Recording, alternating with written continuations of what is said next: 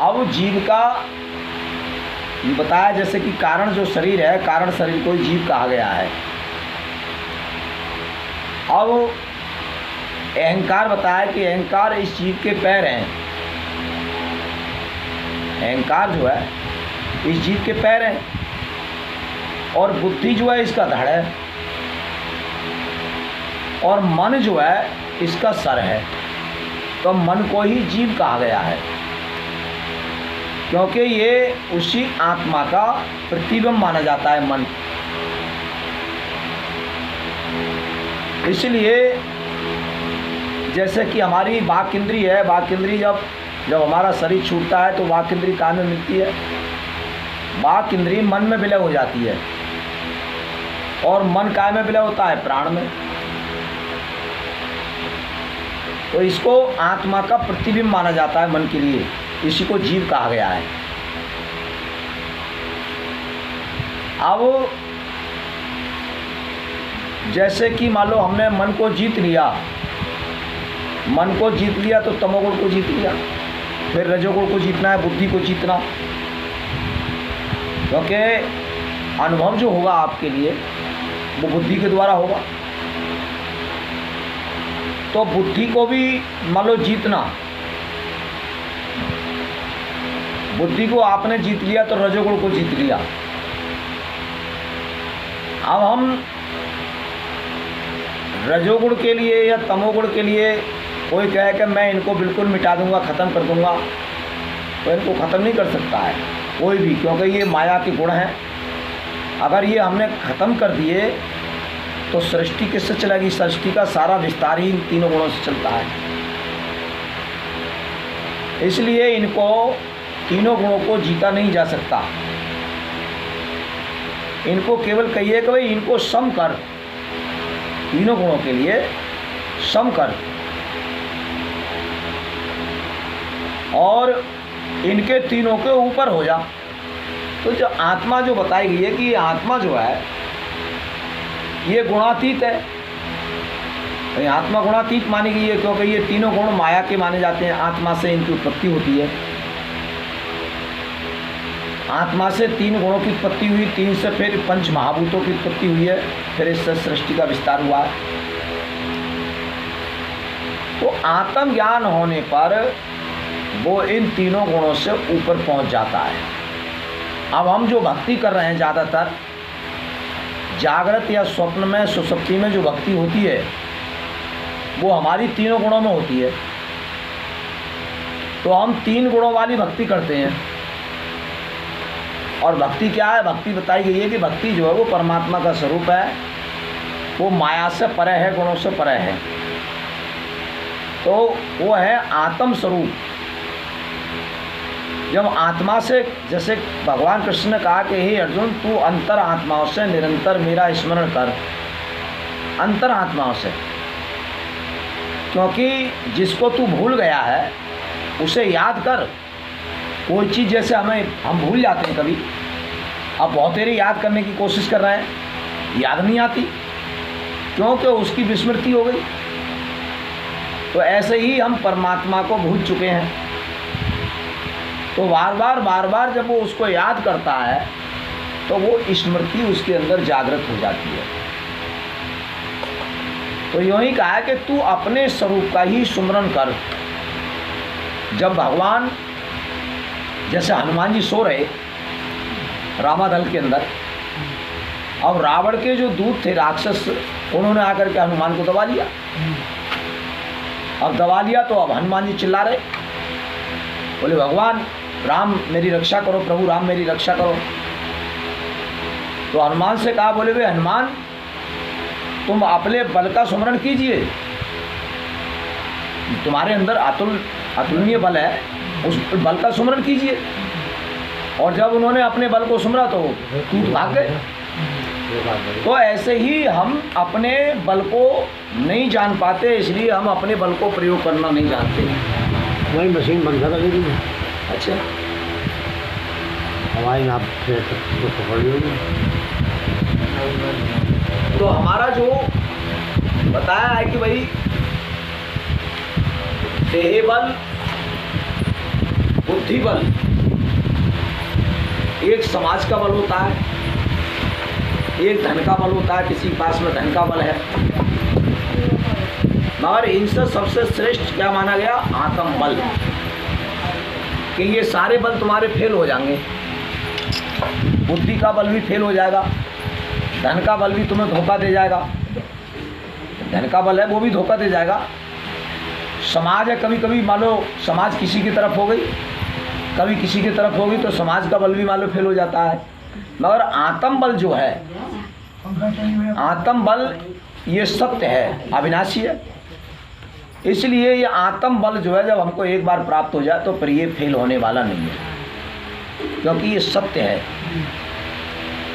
तो आत्म बल जो है भक्ति करने से हमारे लिए आत्म बल प्राप्त होता है, मौत से लड़ने का साधन है। मौत को हम जीतेंगे तो आत्मा के बल से ही जो है मौत को जीत सकते हैं। इसलिए कहिए कि गुरु कृपा चढ़ मौत के ऊपर, ब्रह्म ज्ञान से कभी न टल, मेरी माला चली मन देख समल। तो मन के लिए कह रहे हैं कि भाई मेरी जो माला चल रही है उसको संभल करके देख।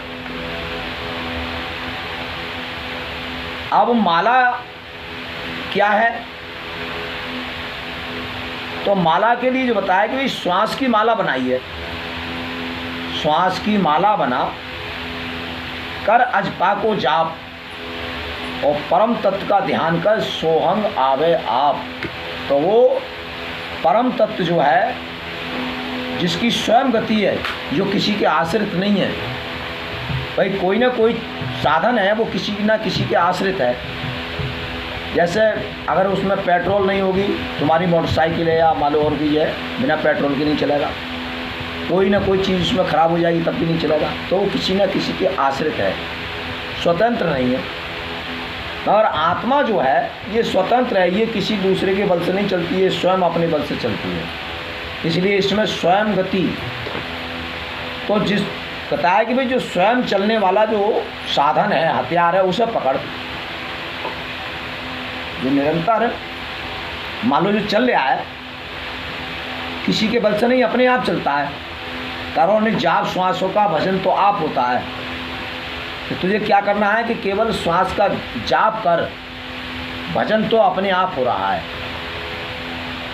और करोनित जाप श्वासों का भजन तो आप होता है, लगा सुरती को श्वासों में जन्म के पाप धोता है। तो यहीं से तेरे पाप कटेंगे और यहीं से मौत टल जाएगी।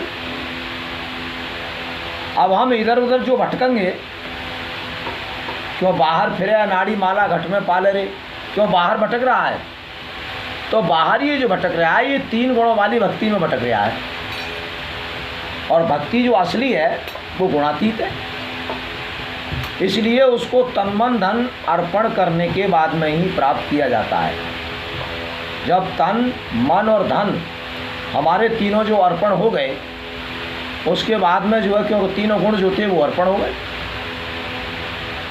क्योंकि तीनों चीज़ों से ही ये मालूम, तन भी और मन है, धन है, ये तीनों चीज़ों से बना है, त्रिगुणी माया से इसकी रचना वही है। तो इसलिए तन मन धन अर्पण कराने के बाद में तुम्हें आत्म ज्ञान की प्राप्ति कराई। गुरु ने आत्मा का ज्ञान कराया। भाई ये तन मन धन अर्पण हुआ तो तुम्हें किसका ज्ञान कराया? आत्मा का कराया। मगर हम उसको समझ नहीं पाए। हाथ में आया रतन लेकिन कदर जानी नहीं, और किश्ती तेरी इस पार से उस पार हो जानी नहीं। तो ये आत्म ज्ञान के अंदर ही जो है आत्म बल एक ऐसा है कि जो मौत को भी जीत लेता है और जिसमें पापों को काटने की शक्ति है।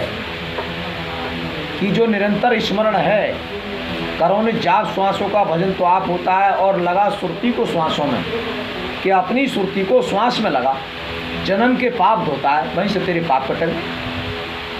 तो ये वहाँ पर नहीं लगा करके इधर उधर संसार में लगाना चाहता अपने मन के लिए, इसलिए इसके पाप नहीं कट पाते। तो बता रहे हैं, एक बहन ने जब सत्संग सुना तो उसने सुना कि भाई एक माला ऐसी भी है जो अपने आप चलती है, चलानी नहीं पड़ती है।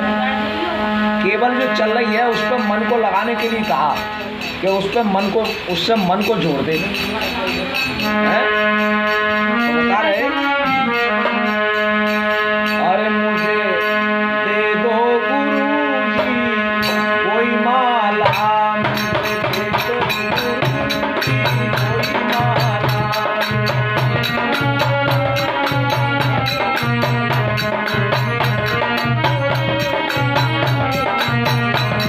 अरे कोई माला, भजन माला, मुझे ला दो गुरुजी कोई माला मुझे।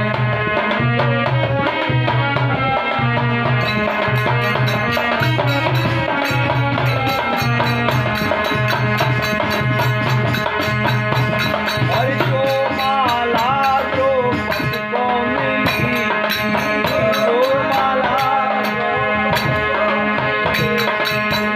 कौन सी माला? जिस माला से सारा जो विश्व है प्रकाशता है। माला से ही जग प्रकाश है।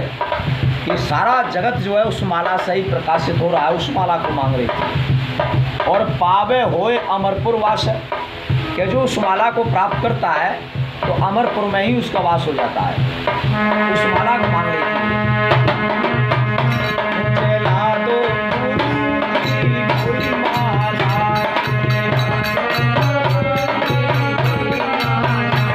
और जो माला द्रौपदी को मिली, जो माला द्रौपदी को मिली, द्रौपदी को मिली, द्रौपदी को मिली, द्रौपदी को मिली, द्रौपदी को मिली।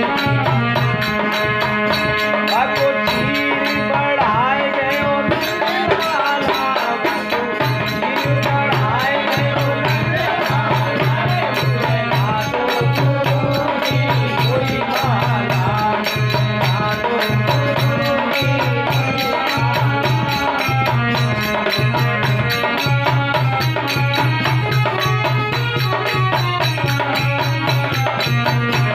और जो माला, ओ जो माला मीरा को मिली थी, जो माला मीरा को मिली थी, वो माला मीरा को मिली थी, जो माला मीरा को मिली थी, मीरा को मिली, कबीरा को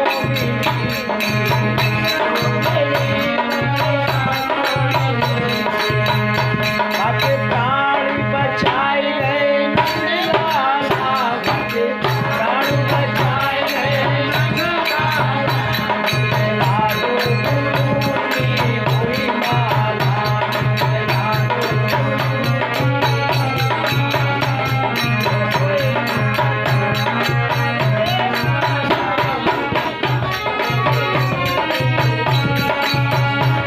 और जो माला नरसी को मिली थी, जो माला नरसी को मिली थी, जो माला नरसी को मिली थी, जो माला नरसी को मिली थी। हाथ बनाए गए नंदलाला, हाथ बनाए गए नंदलाला, मुझे ला दो गुरुजी कोई माला, मुझे ला दो गुरुजी कोई माला, मुझे ला दो। क्योंकि सत्य भजन की जो माला है और उस माला के अंदर ही सतनाम है। भाई तुझे कहीं से, जैसे कहीं से हमने नाम ले, मालूम माला ले ली, अब नाम अलग से ले रहे हैं फिर हम, तो सब कुछ उसके अंदर ही है। आप ही धागा है, आप ही दाना, और आप ही गा रही है सोहम गाना। गाना भी अपने आप गा रही है, क्योंकि मानो वो भजन भी अपने मानो कि उस परमात्मा को करती है। जैसे कबीर ने कहा है कि माला जपू न कर जपू और मुख से कहूँ न राम, और राम मेरा सुमरन करें मैं पाऊँ आराम। तो कुछ लोगों को ये शंका हो जाती है, उसने कहा भाई कबीर का सुमन भजन करते थे राम, तो कबीर साहब तो राम से ही बड़े हैं, तो भाई सारे काम ही जो राम कर रहा है। जैसे हमारे खाने को कौन पचा रहा है, हम खाना खाते हैं, तो देखिए भगवान कह रहे हैं कि भाई 4 प्रकार के अन्न को मैं ही पचाता हूँ, है तो खाना कौन खा रहा है, राम ही खा रहे हैं। भाई हमारे अंदर जो प्राण है, क्योंकि प्राण ऑक्सीजन को ला रहा है, अपान वायु है, अपान वायु का काम है जो हम भोजन खाते हैं तो उसको अंदर खींचना, उधर में ले जाना, ये काम किसका है, अपान वायु का। मल मूत्र को गर्भ को बाहर निकालना, ये काम किसका है, अपान वायु का। भोजन को पचा करके उसके रस को सभी नाड़ियों में को संचार करना, ये काम किसका है, समान वायु का। और हमारे कि हमारे जो अंदर खून है नाड़ियों में जो चल रहा है, तो इस खून को कौन चला रहा है, इस खून का प्रेशर, जो ब्लड का जो प्रेशर करती है वो हमारी ज्ञान वायु करती है। एक शरीर से दूसरे शरीर में पहुंचाना, इंद्रियों को, मन को और जीव के लिए सभी को एक शरीर से दूसरे शरीर में परिवर्तन कराना आपके कर्म के अनुसार, वो उदान वायु का काम होता है। तो सारे काम कौन कर रहा है, परमात्मा कर रहा है। अब हमको ये लगता है कि हम कर रहे हैं,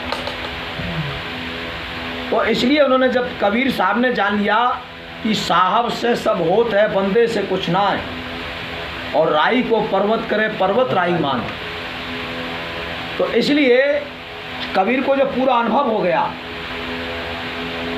सत्य को मानो उन्होंने सही तरह से जान लिया, फिर देख लिया कि भाई सब सत्य के साहब के परमात्मा के द्वारा ही हो रहा है।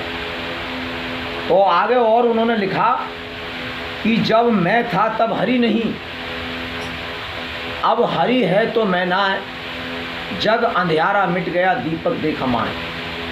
कि जब तक मेरे अंदर अहंकार था, क्योंकि अहंकार में ही आसक्ति होती है, आसक्ति जो है काय में होती है, अहंकार में।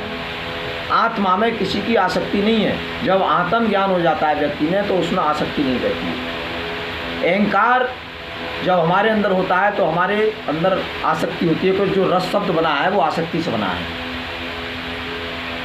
तो इसीलिए बताया कि जब तक इसको आत्म ज्ञान नहीं होता है तब तक इसका कल्याण नहीं होता, ये अपने लक्ष्य की प्राप्ति नहीं कर पाता।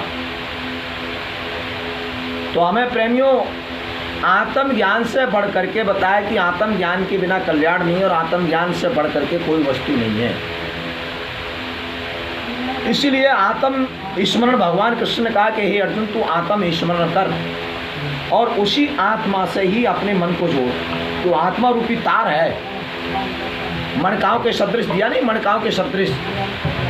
तो इस मणकाओं के सदृश ये हमारे अंदर जो प्राण रूपी धागा है, इस प्राण रूपी धागे में ही ये सारे जितने भी जल जंगम प्राणी हैं सब उसी में प्रयोग हुए हैं, प्राण के अंदर ही। कि ये संसार मुझ में कैसे मणकाओं के सदृश प्रोया हुआ है। तो किसमें ये प्रोया हुआ है, ये प्राण के अंदर ही प्रोया हुआ है। जितने भी प्राणी हैं, पृथ्वी जल अग्नि वायु आकाश, जो भी चीज़ है आपको दिखाई दे रही है, ये सब प्राण के ही अंतर्गत है। तो इसी पर जो है भजन लिखा आगे, एक तार मिला कई बार मिला, और मिला तार से तार, अगर तार से लगे रहे तो देंगे पार उतार, तार से तार मिलाए जीवन को सब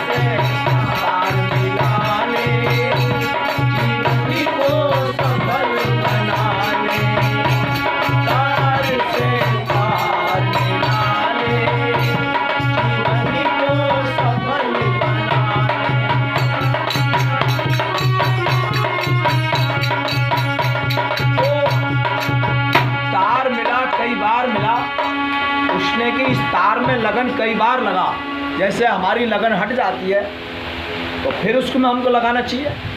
जैसे चैंटी है, कितनी बार चढ़ती है, कितनी बार गिरती है, मगर वो चढ़ना बंद नहीं करती, तो एक समय अपनी मंजिल पर पहुंच जाती है। ऐसे ही हम अपने लक्ष्य से बार बार फिसलते रहते हैं, मगर बार बार हम चढ़ने की कोशिश जब करते हैं तो एक न दिन मालूम पहुंच जाते हैं।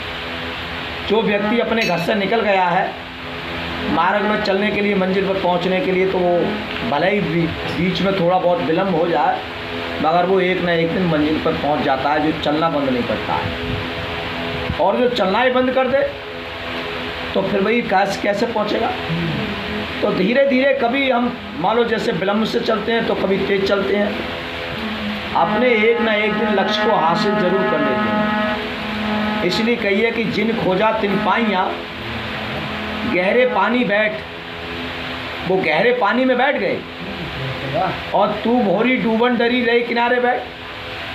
जो डूबने से डरे तो फिर उनको जो है परमात्मा नहीं मिल पाता है।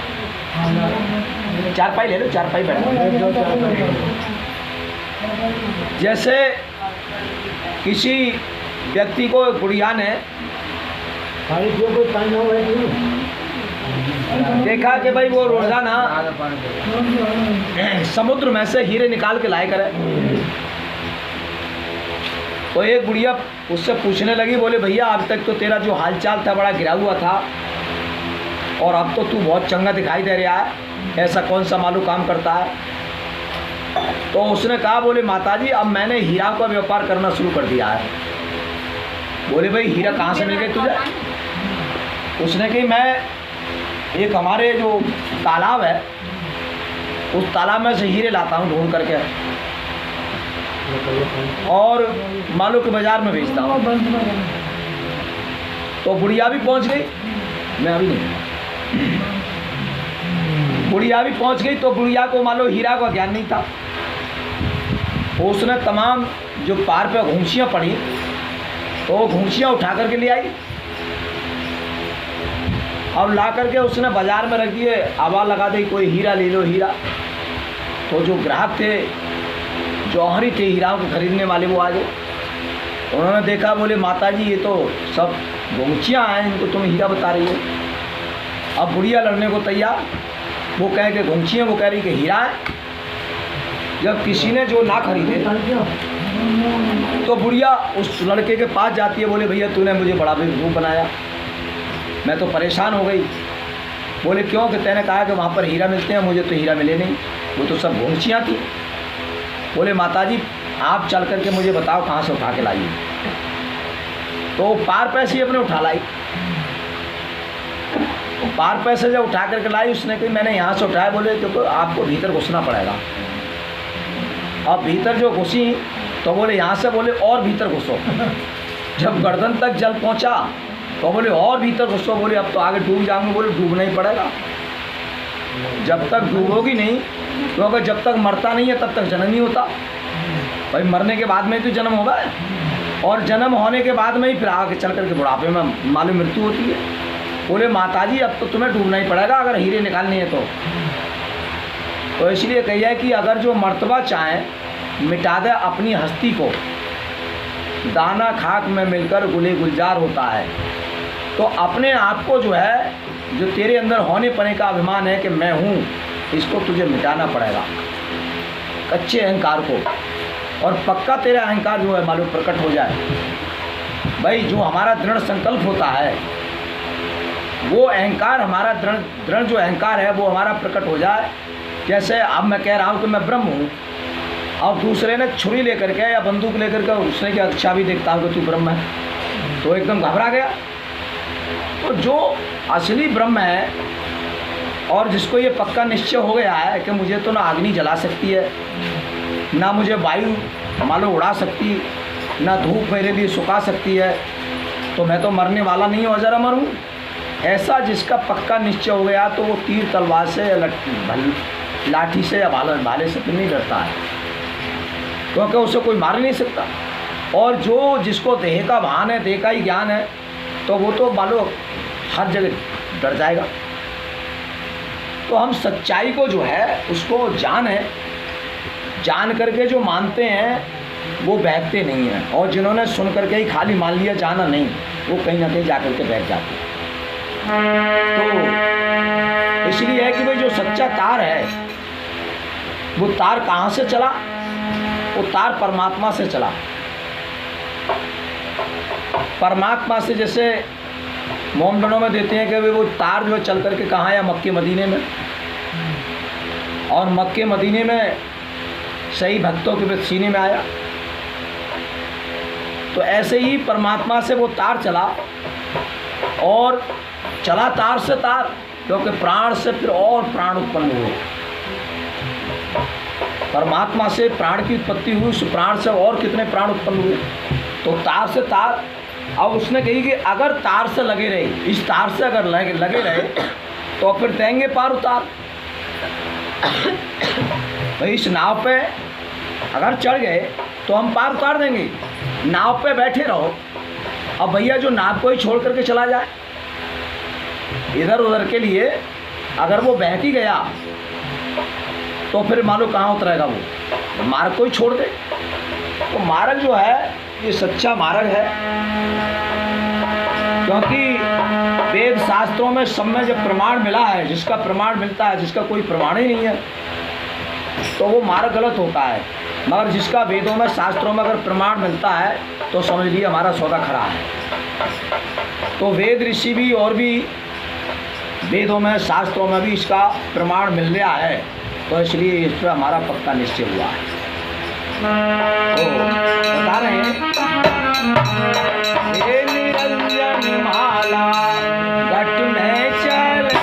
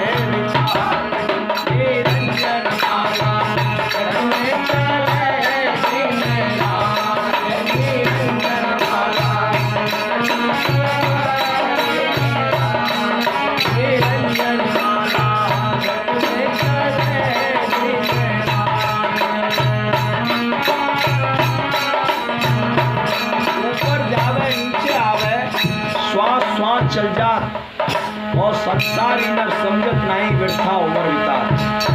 ये संसारियों की समझ में नहीं आती है।